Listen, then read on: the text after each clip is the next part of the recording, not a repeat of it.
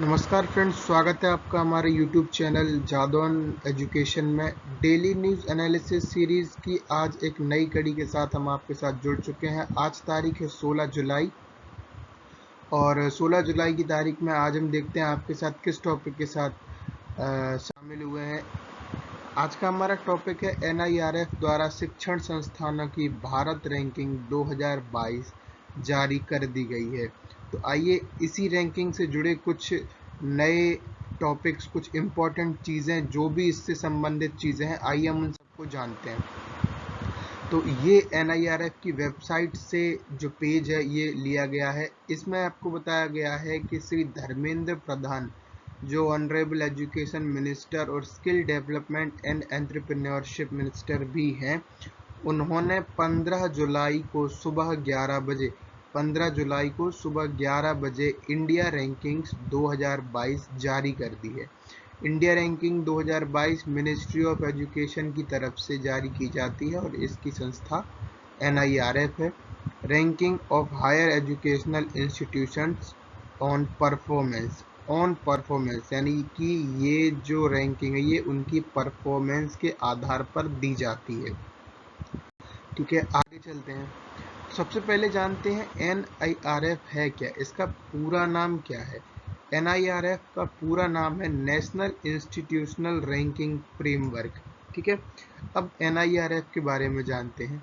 राष्ट्रीय संस्थागत ranking framework NIRF को MHRD द्वारा अनुमोदित किया गया था और 29 सितंबर 2015 को मानव संसाधन विकास मंत्री द्वारा लॉन्च किया गया था। यह फ्रेमवर्क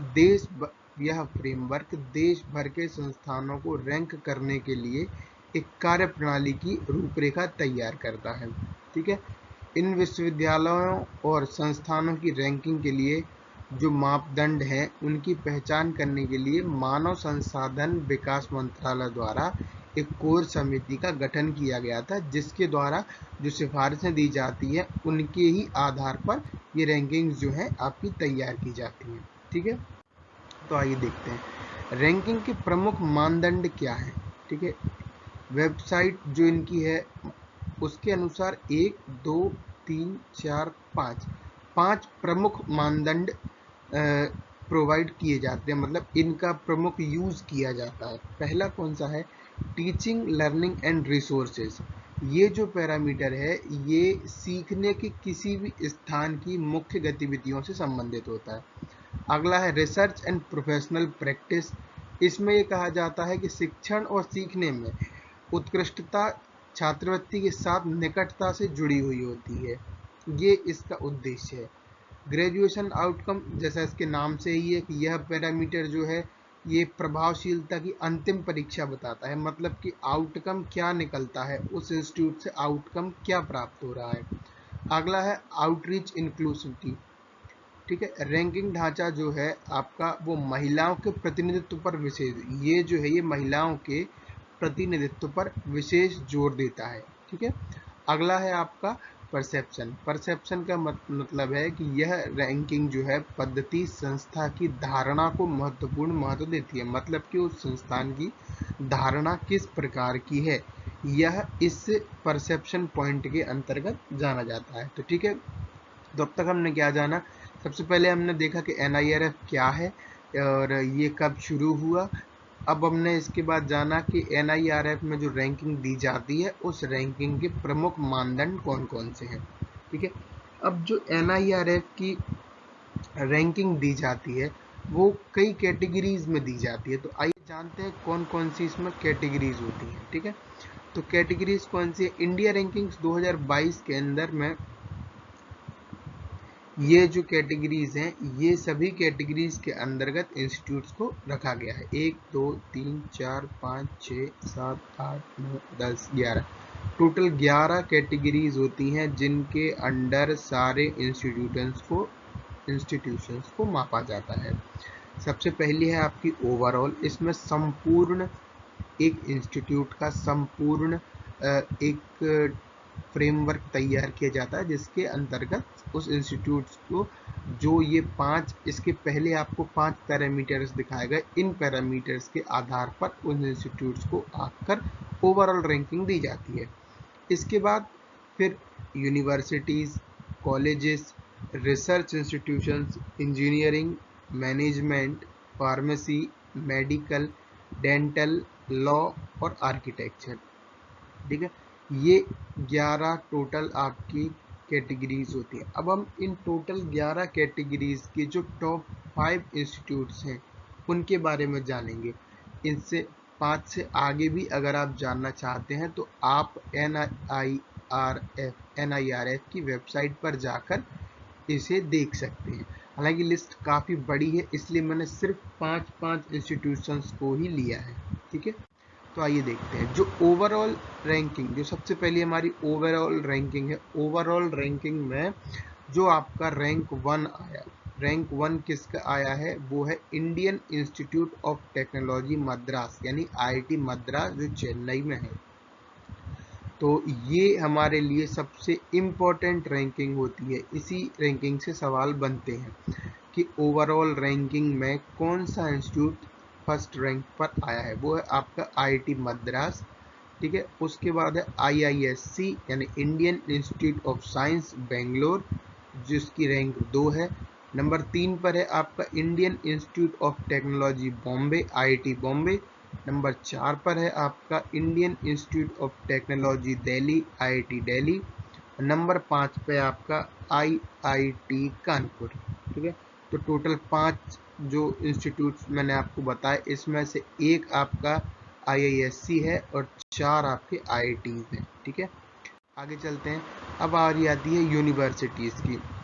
यूनिवर्सिटीज़ में भी देखा जाए तो IISc जो है आपका Indian institute of science Bangalore में स्थित, इसको फर्स्ट रैंक दिया गया है।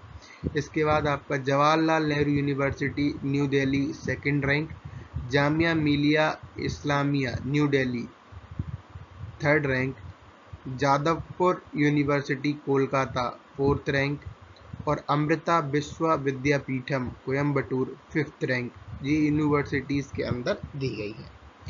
अगली रैंकिंग है कॉलेजेस की। कॉलेज में मिरांडा हाउस कॉलेज दिल्ली को first rank, Hindu college Delhi को second rank, presidency college Chennai को third rank, Loyola college Chennai को fourth rank, lady Shriram college for women new Delhi को फिफ्थ रैंक हासिल हुई है। अब आते हैं रिसर्च इंस्टीट्यूशंस पे। IISc बेंगलुरु को first rank, Indian institute of technology Madras को second rank, Indian institute of technology Delhi को third rank, Indian institute of technology Bombay को फोर्थ रैंक और IIT खड़गपुर को फिफ्थ रैंक प्रदान की गई है।